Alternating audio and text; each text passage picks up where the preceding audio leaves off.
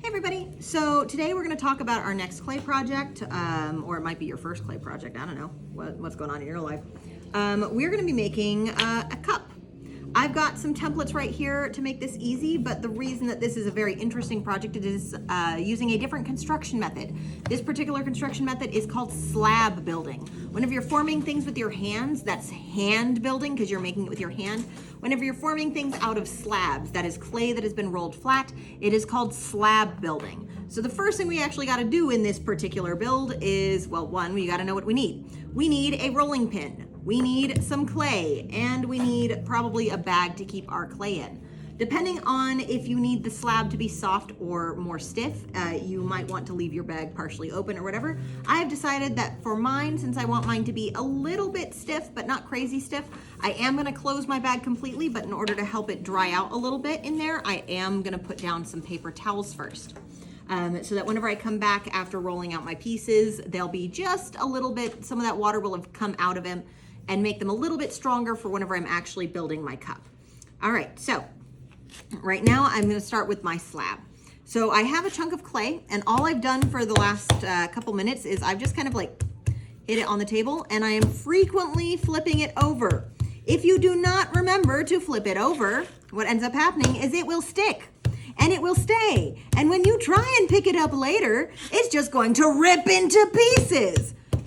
So again, just very gently smacking it out. Stop that alarm. When it comes time to, or whenever I get kind of close to where I want to be, I'm going to go ahead and use my rolling pin.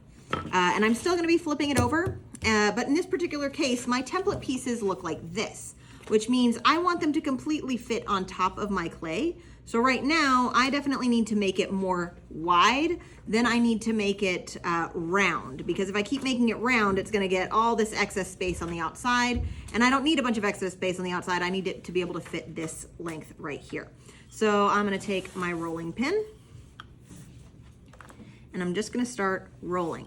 Now, if you want to be really technical, you can take some kind of ruler or like some sticks, anything that's the same thickness, and put them out on the sides and roll your rolling pin on top of that. If you do, then you will basically make sure that your clay slab is the same thickness all the way throughout. Because if you have any spots where it's different thicknesses, you can end up with weak points. I'm pretty good at rolling out clay, so I don't really need those little things on the side. But if you don't have those, little wooden sticks or like kebab skewers, sometimes pencils or like pens that are all in a row work really well, but they can't have different thicknesses in them. All right, so here I am going away. And again, note that I am picking it up and moving it along. All right, so this side's a little bit thinner. So I'm gonna go ahead and roll this side a little more, because I want it to be fairly evenly thick all the way throughout. This side's still a little thicker. If I'm a little bit thicker or thinner on one side, it doesn't matter as much. I just can't be drastically thick or thin. So if I look over here from the side, I'm not sure if you can see with the side of the angle, you can kind of see which side is thinner. I have a lot thinner right here. There's like a little dip, so I'm probably gonna try and avoid that area. I don't like that thinness. I like this thickness a little bit more. When you're working in slab, you can go about pencil thick, depending on what you need to do. But I do also, as I said, I want this to dry a little bit before I actually start using it. So next thing I need to do is I need to check and see that my template fits, and it does. And I do get to avoid this area that I don't want to use. I cannot fit my other template piece on there. That just means I need to take all my scraps, roll them out again, and have that for my next template piece. And I just realized I did not check if that will fit in there, and it barely fits. So we will see how that works. All right, so next thing I'm gonna need is a needle tool, which I need to go grab, so I will be right back. All right, so this here is a needle tool. There are lots of different ways to cut clay. This is one of them. Other ways are to take things like ribs and use them like choppers. I tend to prefer this one with softer clay, but sometimes you're gonna find that using a little chopper bit works. Now, first thing I'm gonna do with this is I'm gonna use it as a little scoring tool. So I have my template down on my clay, and I'm gonna use this to just gently mark out. I'm not trying to cut through it just yet. I'm just trying to mark out where the border of my template is. I'm not doing anything else. So now I can take this off, and we have that outline. If you're wondering, this particular template is going to come around in a circle, and this will be the bottom of my cup, and this will be the top. I have given my round, this part, just a little bit excess. So I have about this much excess that I don't actually need, but depending on how I cut and how I wrap and how I stack all this, I might need a little bit more or a little bit less right here. So I've made that just a little bit long on purpose. So there I go. This is it. This is what I've got. Now I'm gonna actually try and cut through it. When you are cutting clay with one of these tools, the first thing to remember is that you gotta wipe that off every once in a while. Especially if there's any little clay pieces on the end here, it is very likely that you're going to end up with raggedy edges. So just wipe it off on a rag, your finger, whatever. Then when you're cutting, what you gotta remember, I'm gonna do a little example right here. You start not pressing all the way through, and you just press with very light pressure, going deeper and deeper each time until you do get all the way through. Because if you don't, one, you get a dirty little piece, and two, you can get scraggly lines. But you can see how it has a very clean cut when you go just a little bit at a time. Since I do have some very long lines here, I am going to go slow to start. As you get more further along, then you do tend to not need to worry about going offline as much. But go slow, especially if you're going on a long straight line. You can get a ruler to help you. A plastic ruler will not be damaged by clay, or I was about to say or a metal ruler, except metal will eventually rust. So if you use a metal ruler, you need to dry it off really, really well. But otherwise, a plastic ruler is not going to get damaged, so you can use a plastic ruler if that will help. All right, so I'm going to come in here and cut this one.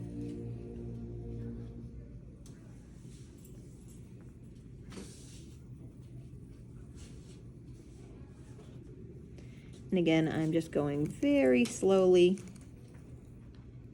And it took about 3 passes to get all the way to the bottom. All right. And I'm going to do that to my other 2 sides, and then you will see what it looks like. All right, so here is my slab. I'm going to very gently try rolling it up from my surface. Since I have this plastic wrapped down, then it's pretty easy to peel off. And you can see that I have this sheet of clay. This is a slab. You can have thicker slabs and thinner slabs and all of that. Mine is fairly uniform because I'm pretty good at rolling out. Right now, this is considered a soft slab, meaning that it drapes really easily. If you are trying to do anything curved like I am, a soft slab works really well. Now, I do want mine to have a little bit more strength because it is going to have to stand up on its own whenever I get it done. So I am going to let it dry a little bit before I start using it. But sometimes you don't want a soft slab. If you are making a rigid box, like you're making something that looks like a gift, like a gift present, or like you're building like a little house, then you might build all the pieces gingerbread house style, and then let them get to leather hard, where they're stiff like beef jerky, where you could hold it up like a playing card, and it wouldn't hold, and it wouldn't work. Like it would just stand up like this. If you have any type of sharp-edged box that you want to create, you want to give it even more time to dry than I'm going to give this. So you might wait 1 or 2 days, or even like overnight with the bag slightly open before doing any of that. All right, so I am going to put this guy into my bag. And as I said, he has some excess on him, which I know for sure I have. So I am going to cut just a little bit off so he fits into my bag. So I'm going to cut off just a little bit there. The next thing that I need to do is I need to cut out this little piece, which I'm going to do the exact same way off camera. And then a little bit later, I'm gonna show you how to put them together in order to make a mug. All right, so it might be a little bit hard to see on y'all's camera, but I have here my 2 template pieces, my long rectangle that's gonna be the walls of my mug, and the small circle that's going to be the bottom of my mug, as well as a lump of clay that is my leftovers. This will be things like handles, little feet.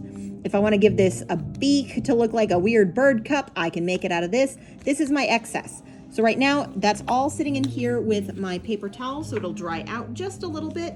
And I'm just gonna seal up this bag and let it sit at least overnight so that this can firm up just enough that it can maybe hold its own weight when I start actually putting together my mug tomorrow. All right, so these have been in my bag overnight. In fact, if you look really closely at these paper towels, you can see how they've absorbed a lot of the water that was in these slabs, which means now they're gonna be a little bit stiffer for me to use. Like this isn't gonna be really floppy anymore. You can see it does not flop over. This guy is a little bit more floppy just because he's heavy. But anyhow, so what we're gonna do is we're actually gonna attach using slip and score our bottom to our walls. So these particular wall wants to fold this way. So first I'm gonna test fit it here. I'm just gonna pull it around and ooh, that just barely fits. It looks like I do have a little bit of overlap, so I do wanna get rid of some of this slab, but it's a very small amount. You can kind of see here how it would overlap like this. And I don't want that overlap. So one way that I can do this is I can just kind of pull these on top of one another and like cut through right here using either like a cutter tool or like by going through several times. I think for me, what I'm gonna do is I'm gonna mark where that overlap is for both the top and the bottom, which for the bottom is pretty close right there. And I'm gonna set this back down to actually cut it. So.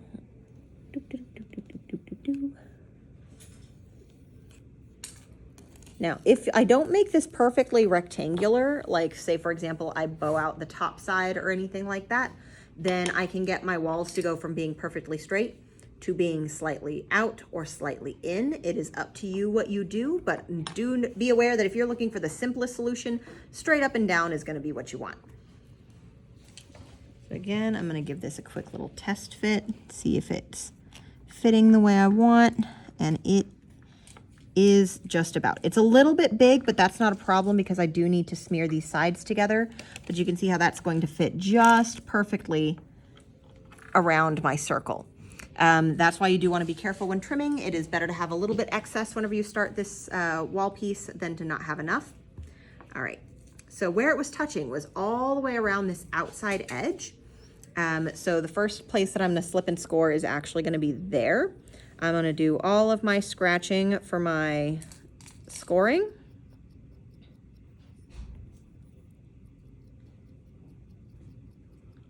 Along here.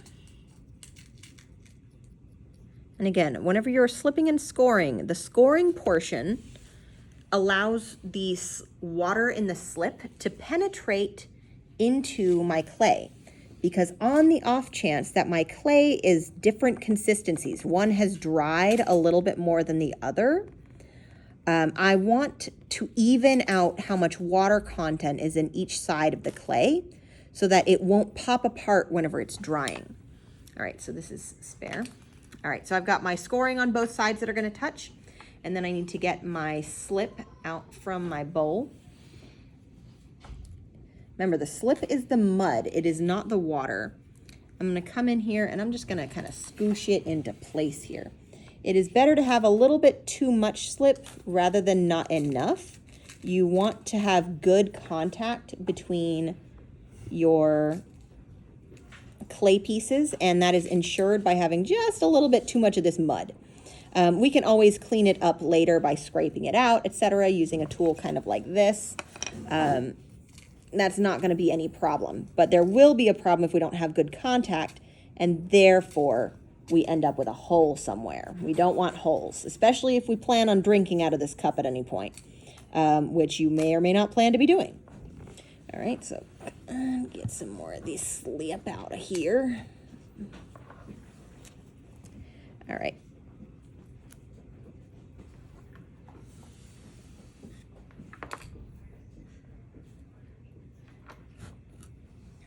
Some of this slip dried out a little bit, so it's not as muddy as I would prefer. But there we go. We're just gonna work with what we got.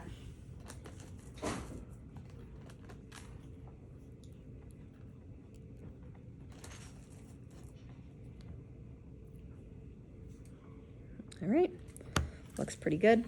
Yes, that is extremely messy, but sometimes a dirty job's a dirty job. You can use tools for that as well. I just didn't grab any of those particular tools. Your fingers are the best and most fantastic tools you'll ever have, so cherish them. Don't let yourself get arthritis when you're old. It would suck. All right, and now we are just going to wrap this around, making sure to butt these up just against one another.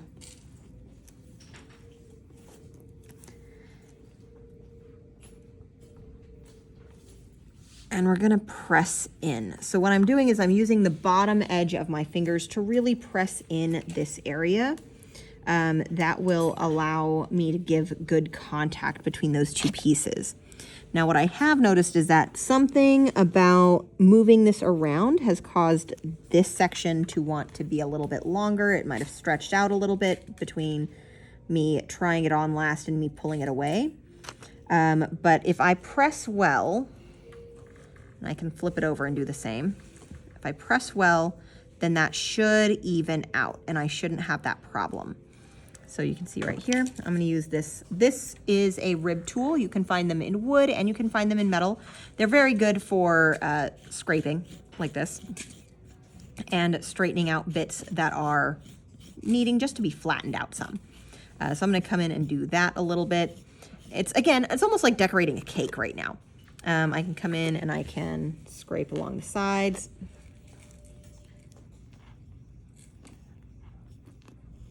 There are lots of different ways to do this. This is just one. I'm gonna take off all this excess. And again, just like I'm doing buttercream on a cake, start kind of smoothing that in. All right, now if I flip this back over, I can also, if my rib will fit, I can come in from the inside and scrape off some of this excess slip that is all in that bottom corner. So you can see how it's kind of piled up right here. It is usually really hard to reach inside a mug, so your best tools for getting inside are gonna be things like your ribs or even paint brushes that you clean really well after. I'm just looking for a nice straight-sided cup, so this is about where I'm at. All right, so I still have not slipped and scored here, so I'm gonna pull these apart and kind of get that done.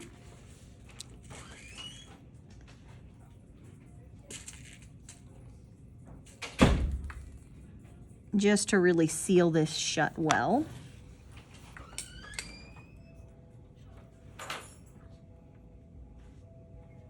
So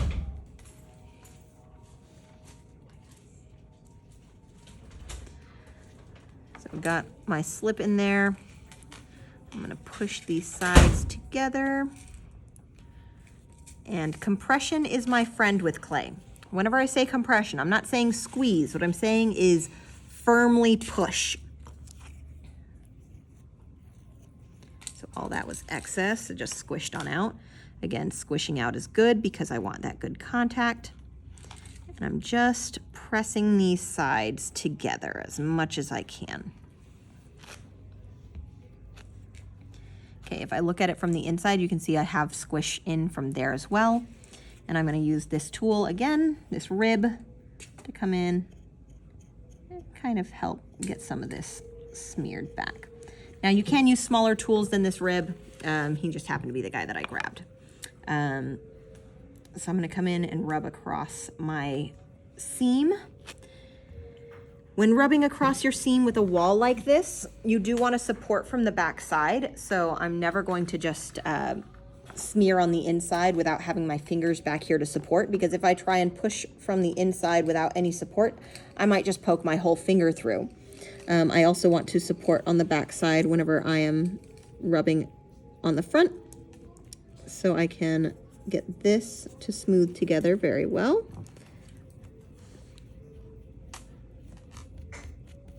And then you can barely tell that there was a seam there at all. So this is the basic form of your mug. From here, you can add decorations. You can attach pieces to the side. Say, for example, that I want to maybe make a little antenna that's gonna go on one side, make it look like a radio. I can attach that. If I want to pull a handle, I can make a handle out of a coil of clay and stick it to the side. All of those things are possible. And I have some clay that I did not use that I can use to make those things. So for example, maybe I want to make this a cat cup. So I could form some ears and stick them on and make a handle out of a tail. I could make this a fish cup. I could make it a radio. I could just decorate it with swirls and flowers. Anything is really possible, but the thing I think that y'all will be most interested in is a handle. So I'm going to show you how to make one of those right now. Now, there are several ways to make a handle. The one that will be probably most useful to you currently is not the most proper way to make a handle. Technically, when you're pulling a handle, you literally pull one. You grab a hunk of clay like this, you get your hand really wet, and then you just slide it along until you have like a long piece of clay. But you might not have that much clay left. So I'm going to show you the cheap version. The cheap version is make a coil. The coil you want to be thick enough that that your fingers wrap around it comfortably, or even just a little bit too large to hold, because it will shrink some whenever it's in the kiln and firing. So I'm going to take some of this off.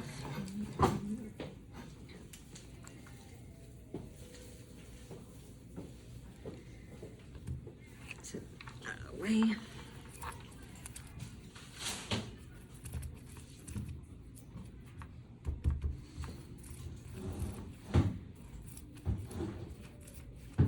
This is not wanting to get skinnier.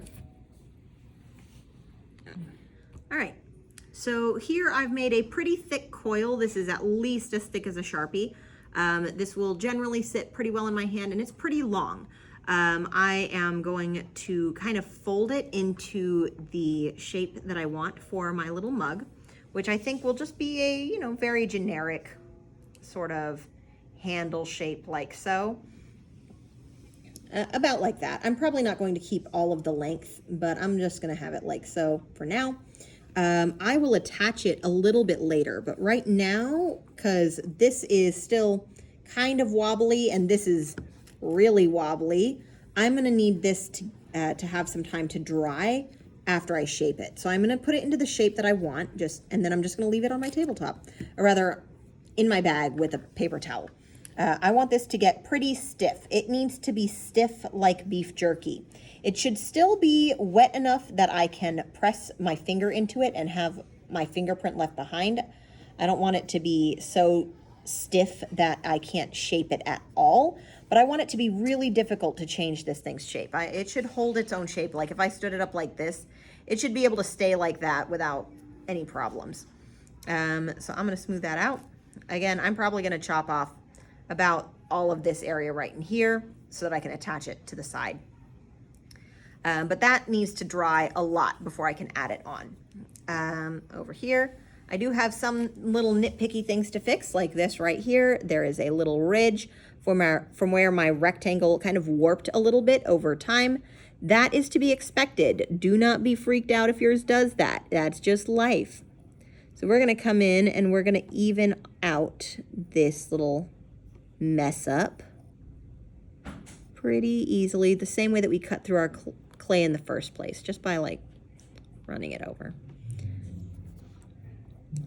All right, now the next thing about will be drinkability. Should you plan on using this as a mug that you're going to drink from, if your mouth goes on this and that's a really sharp edge, it tends to be kind of annoyingly sharp, especially once this is made of rock. So what we're gonna do is we're gonna do just a little bit of comfort maintenance, so to speak. So I'm gonna grab a particular tool that's gonna be useful, and I will be right back. This here is called a loop tool. There are lots of different shapes of loop tool, but they all work the same way. They have a loop, and that loop has a beveled edge to make it something that's easy to scrape. You want to use this tool when your clay is leather hard. Now this one is between cheese hard and leather hard, but it's at a point where I could probably use this tool without too much trouble. And what this tool does is I can drag it across my clay and it shaves off little pieces. So I can use this to very easily and cleanly round out the edge of my mug. So I want to do that probably on the inside and on the outside. I'm just coming around and smoothing that out. And you can see that this edge no longer really has a corner on it. It's more beveled now. I got lots of these little like scrapey bits. I'm gonna get those off. Gonna clean off my loop tool. And, oh, Lydia's back. All right, so I've beveled around the outside. I also want to bevel around the inside. Ooh, wasn't paying attention to where the front part of the loop was. Like so, just scraping off that corner to make my life more comfortable when I'm trying to drink from this, because I would like to drink from this. That would be nice. I am going to use my finger to kind of smooth it out because it's not super perfect, but that's okay. We're learning. And we can also use this tool around the bottom edge, because if you look, you can see how our piece has just kind of flared out a little bit at the base. So this kind of looks awkward. And so in order to get rid of that, we can come in with our little scraper tool, our loop tool, I should say. And you can just scrape off all the little side bits that have slowly squished too far out.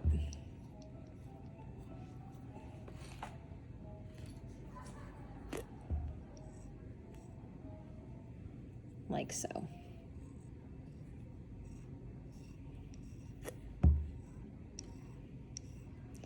And this will help clean up that bottom edge quite a bit. Ooh, that's a bad one.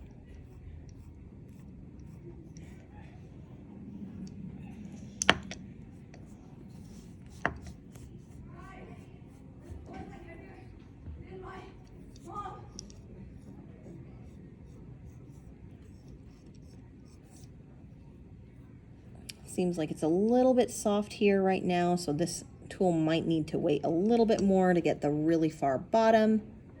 And I have one really soft spot right there. Don't know why that is, but I could also take this corner off if I wanted, the same way I did the top rim. But I think right now it's just soft enough that I can do it with my finger and I don't need to worry about it.